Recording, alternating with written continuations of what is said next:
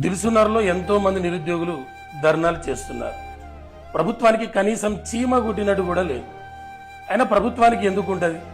వాళ్ళ పిల్లలు competitive exam prepare అయితే కదా మన బాధ వాళ్ళకి అర్థం కావడానికి. వాళ్ళకేంది, డబ్బు ఉంది, ఇండస్ట్రీస్ పెట్టుకుంటారు, లేదా ఫారెన్ ఐస్ సెటిల్ అవుతారు, లేకపోతే వాళ్ళ తదనంతరం ఎమ్మెల్యే సీట్లు వాళ్ళ పిల్లలకి ఇస్తారు. మరి మన పరిస్థితి, అమ్మా నాన్న కాయ కష్టం చేసి మనల్ని డిగ్రీ దాకా చదివించారు. నా కొడుకు నా బిడ్డ నాకు ఆసరగా ఉంటుందని చెప్పి వాళ్ళు చదివించారు. అప్పో సప్పు తెచ్చి డబ్బులు ఇచ్చి నాన్న హైదరాబాద్ కోచింగ్ మమ్మల్ని పంపించారు. ఈ హైదరాబాద్కి వచ్చినాకనే ఒక్క నోటిఫికేషన్ లేదాయా, చదువుకుంటుంటే నోటిఫికేషన్ లేక బాధపడాల్సి వస్తుంది. అమ్మ నాన్నకు సమాధానం చెప్పలేక, బయట అనే మాటలు తట్టుకోలేక ఏం చేయాలి? మళ్ళీ గవర్నమెంట్ రివర్స్ అంటది, ఇన్ని లక్షల మందికి ఉద్యోగాలు మేము ఎలా తెచ్చేయాలంటది.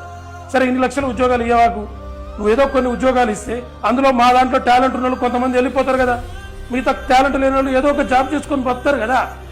ఫస్ట్ నువ్వు ఒక నోటిఫికేషన్ ఇస్తాగా. రేవంత్ రెడ్డి సార్, అర్థం చేసుకోండి, మీరు ఎవరి మాటలు వింటుర్రో కానీ నెక్స్ట్ మీకు రాజకీయ భవిష్యత్తు ఉండదు.